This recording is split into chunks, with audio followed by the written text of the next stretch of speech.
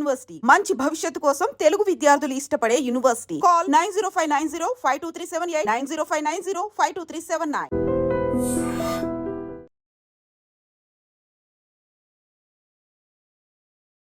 ఇప్పుడు అసలు హాస్పిటల్స్ అంటేనే నమ్మకం లేని పరిస్థితి, అట్లాగే భయపడిపోయే పరిస్థితి వచ్చింది అనుకోవచ్చు. ఎందుకంటే ఇప్పుడు నేను చెప్పే సంఘటన కూడా అట్లాంటిదే. పాపం వీళ్ళకి ఒక 7 ఏళ్ల తర్వాత పిల్లలు కలగబోతున్నారు అని ఆ శుభవార్త తెలిసిన తర్వాత చాలా అంటే చాలా జాగ్రత్తగా ఇప్పుడు ఆ డెలివరీ కాబోయే ఎవరైతే అమ్మాయి ఉందో ఆమెను చాలా అంటే చాలా జాగ్రత్తగా అపురూపంగా చూసుకున్నారు. ఎందుకంటే 7 ఏళ్ల తర్వాత గర్భం దాల్చింది. ఆ తర్వాత 5వ నెల పడ్డ తర్వాత 2 అంటే కవల పిల్లలు మీకు జన్మించబోతున్నారు. ఇంకా ఇంకా జాగ్రత్తగా ఉండాలి. ఎందుకంటే 7 ఏళ్ల తర్వాత పిల్లలు పుట్టబోతున్నారు కాబట్టి పూర్తిగా బెడ్ రెస్ట్ తీసుకోండి అన్నటువంటి మాట చెప్పడమే కాకుండా ఈ హాస్పిటల్ వాళ్ళు అంటే గర్భసంచి కిందగా ఒక 3-4 కుట్లు కూడా వేసినట్టుగా కూడా ఇప్పుడు ఈ అమ్మాయికి సంబంధించిన కుటుంబ సభ్యులైతే చెప్తున్నారు. ఇది ఎక్కడ జరిగిందంటే రంగారెడ్డి జిల్లా ఇబ్రహీంపట్నంలో ఉన్నటువంటి ఒక ప్రైవేట్ హాస్పిటల్ విజయలక్ష్మి హాస్పిటల్లో ఈ ఇన్సిడెంట్ అయితే జరిగింది. ఈమె పేరు వచ్చేసి అంటే ఇప్పుడు డెలివరీ కోసం అంటే ఉన్న అమ్మాయి పేరు వచ్చేసి బట్టి కీర్తి. సో పెళ్ళైన 7 ఏళ్ల తర్వాత వాళ్ళకు పిల్లలు కలగబోతున్నారు కాబట్టి డాక్టర్ దగ్గరికి వెళ్ళి ఎవ్రీ మంత్ చెకప్ చేయించుకొని టెస్టులు చేయించుకున్నప్పుడు ఇప్పుడు ఇక్కడ ఈ విజయలక్ష్మి ఆసుపత్రిలో ట్రీట్మెంట్ ఇస్తున్నటువంటి డాక్టర్ ఎవరంటే డాక్టర్ అనూషారెడ్డి. సో ఆమె పర్యవేక్షణలోనే ఈ అమ్మాయికి సంబంధించి ట్రీట్మెంట్ అయితే జరుగుతోంది.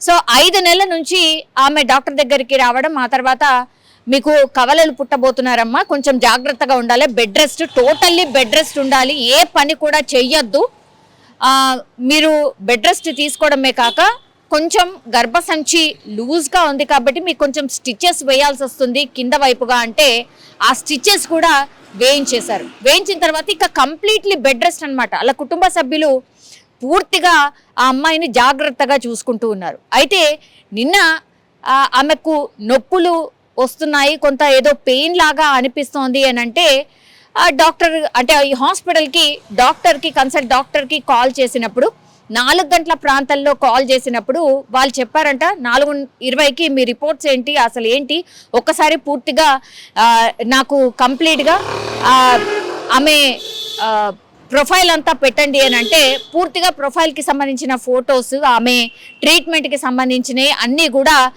వాట్సాప్లో ఈ హాస్పిటల్ సిబ్బందికి సెండ్ చేశారు.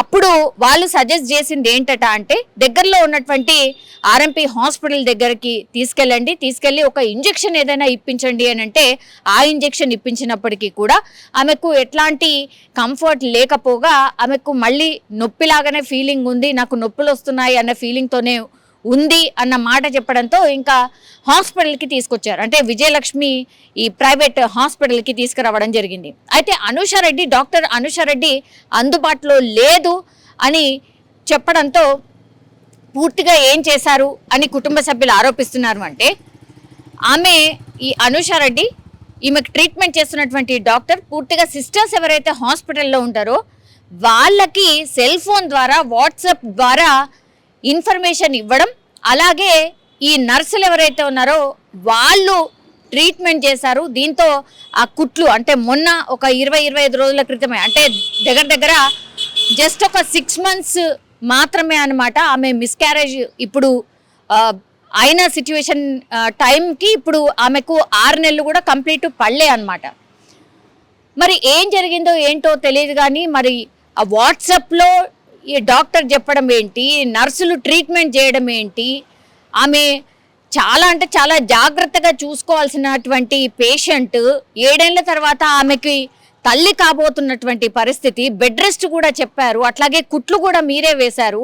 అట్లాంటి పరిస్థితుల్లో డాక్టర్ మరి ఆమె పర్సనల్ పని మీద ఎటన్నా బయట ఉందో ఏముందో తెలియదు కానీ లాస్ట్కి వస్తే ఆ సిస్టర్స్కి ఏం చేయాలి ఏంది అని ట్రీట్మెంట్ చెప్పడం, ఆ తర్వాత ఆ కుట్లు అన్నీ ఊడిపోయి పూర్తిగా ఈ కవల పిల్లలు బయటకైతే రావడం జరిగింది. అండ్ దట్టు బ్లీడింగ్ భయంకరంగా జరిగింది కాబట్టి కవల పిల్లలు చనిపోయారు అని ఈ సిస్టర్స్ చెప్పినట్టుగా చెప్తున్నారు. అయితే డాక్టర్ వచ్చేంత వరకు మేము ఇంకా ట్రీట్మెంట్ చేస్తున్నాం, ఏదో చేస్తున్నాం అని చెప్పారు. కానీ డాక్టర్ 11 గంటల రాత్రి అప్పుడు వచ్చిన తర్వాత కవల పిల్లలు చనిపోయారు అన్నటువంటి మాట డాక్టర్ చెప్పింది అని కుటుంబ సభ్యులు ఆరోపిస్తున్నారు. ఇప్పుడు ఈ ఘటన అంతా చూస్తే గనక ఇప్పుడు డాక్టర్ అందుబాటులో లేదు. ఆమె ప్రథమ కర్తవ్యం ఏంది? యాజ్ ఏ డాక్టర్ మీకు డబ్బులే ఇంపార్టెంట్ కావచ్చు. ఇప్పుడు హాస్పిటల్ వెళ్తే ఎవరైనా సరే డబ్బుల కోసమే ట్రీట్మెంట్ చేస్తున్నారు. ఎందుకంటే చిన్న జ్వరానికి కూడా బ్లడ్ టెస్టులు రాస్తున్నారు, ఇంకేదో టెస్ట్ రాస్తున్నారు. అసలు దోచుకోవడం తప్పించి ఇంకోటి లేదనమాట. సో అందులో భాగంగానే అనుకోవచ్చు. ఇప్పుడు మీరు అందుబాటులో లేరు, వేరే ఇంకో హాస్పిటల్కి సజెస్ట్ చేయొచ్చు కదా. ఇప్పుడు ఇద్దరు పాపం కవల పిల్లలు బిడ్డలు ప్రాణాలు కోల్పోయిన పరిస్థితి. ఇంకేదో ఇప్పుడు ఆ పిల్ల కూడా అంటే బట్టి కీర్తి ఎవరైతే ఇప్పుడు ఈ కవల పిల్లల తల్లి ఎవరైతే ఉన్నాడో ఆమె కూడా చనిపోతే ఇప్పుడు ఏం చేస్తారు? దీంతో బంధువులైతే పాపం వాళ్ళు ఏడుపు అంతా ఇంత కాదు. 7 ఏళ్ల తర్వాత పాపం వాళ్లకు పిల్లలు కలగబోతున్నారు అనే సంతోషమే అప్పుడే విషాదంగా నింపేశారు. ఇప్పుడు ఈ అన్నిటికీ కారణం ఏంటి అని అంటే హాస్పిటల్కి సంబంధించిన వైఫల్యం, అట్లాగే కేవలం కమర్షియల్ వైజ్గా ఆలోచిస్తున్నారు. కానీ వీళ్ళు పేషెంట్స్, వీళ్ళకు మంచి చెయ్యాలి, మనం కూడా మనుషులమే అని మానవత్వాన్ని మర్చిపోతున్నారు కొంతమంది డాక్టర్స్. అందులో ఉదాహరణనే ఇది అని కూడా చెప్పొచ్చు.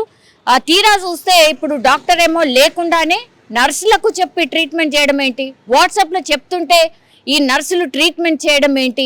ఇది ఎంత అన్యాయం అంటే ఒక రకంగా మర్డర్ చేయడమే, మనుషుల్ని చంపడమే అనాలి. ఇద్దరు కవల పిల్లలు ఎంత సంతోషం ఉంటుంది.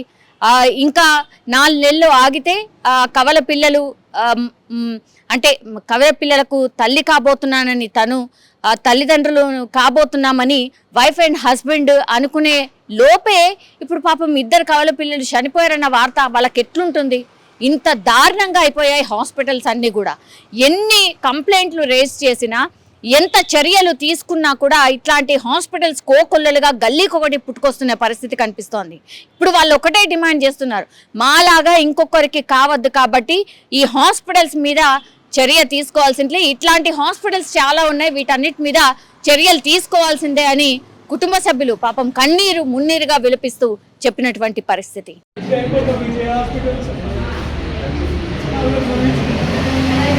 దగ్గరికి ఆమె ఏది చెప్తారు అవన్నీ మేము ఫాలో అవుతూ ఉన్నాం సార్. నిన్న 4 గంటలకు తెలంగాణ 4 గంటలకు కేసు వస్తుంది వాటి మేడం ఫోన్ చేసి నొప్పులకు సూదిపివ్వంటే సూదిపించాం సార్. వాట్సాప్లో పెట్టి అది తీసుకొచ్చి ఒకటి సూదిపించాను. ఆడికి వచ్చి సరే ఎక్కువ పెయిన్స్ ఎక్కువ అనిపిస్తే ఈ టైం పన్ను రమ్మంటే ఈ టైం పన్ను తీసుకొని వచ్చినాం సార్.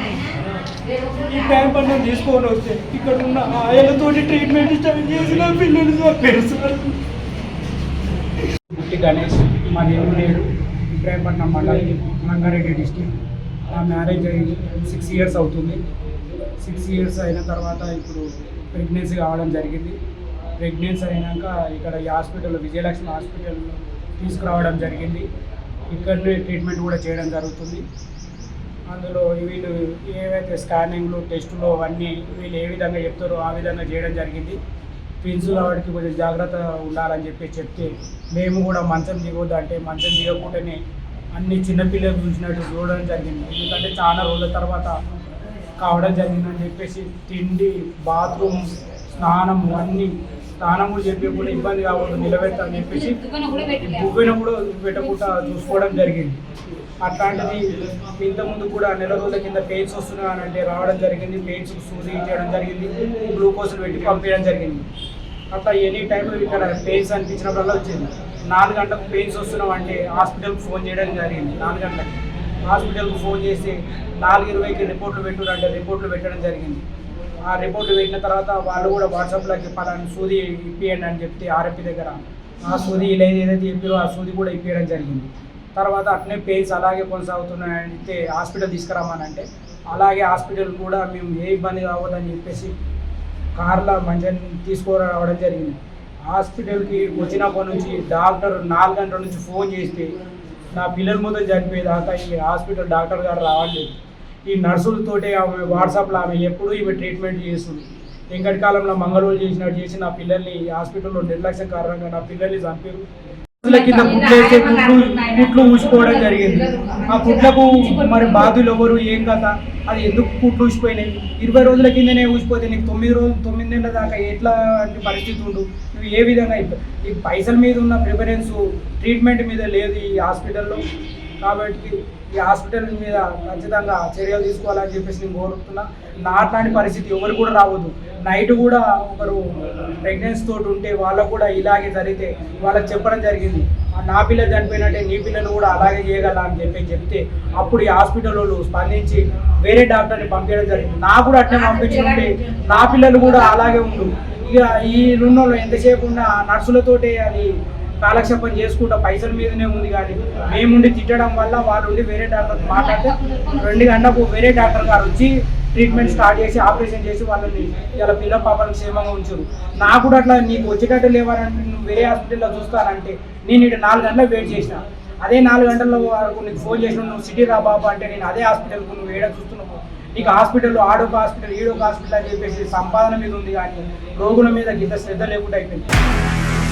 నిజంగా ప్రస్తుతం ఉన్నటువంటి సమాజం దేనికి ప్రయారిటీ ఇస్తుంది? ఆర్థిక సంబంధాల చుట్టూ మాత్రమే తిరుగుతోంది. మళ్ళీ ఎన్నికలంగానే చాలా విరక్తి కలుగుతాను. మంచి అనిపిస్తుంది కదా, లేడీస్ కూడా ఛాలెంజింగ్ జాబ్స్ చేసినప్పుడు చాలా బాగుంటది. ట్రాఫిక్ అసిస్టెంట్స్ గా నియమించిన ట్రాన్స్జెండర్స్ అందరితో సాల్యూట్ చేయించుకుంటున్నారు. ఫుడ్ డెలివరీ ఇవ్వటానికి వెళ్ళినటువంటి డెలివరీ బాయ్ అనిల్ పై కళ్ళ ముందు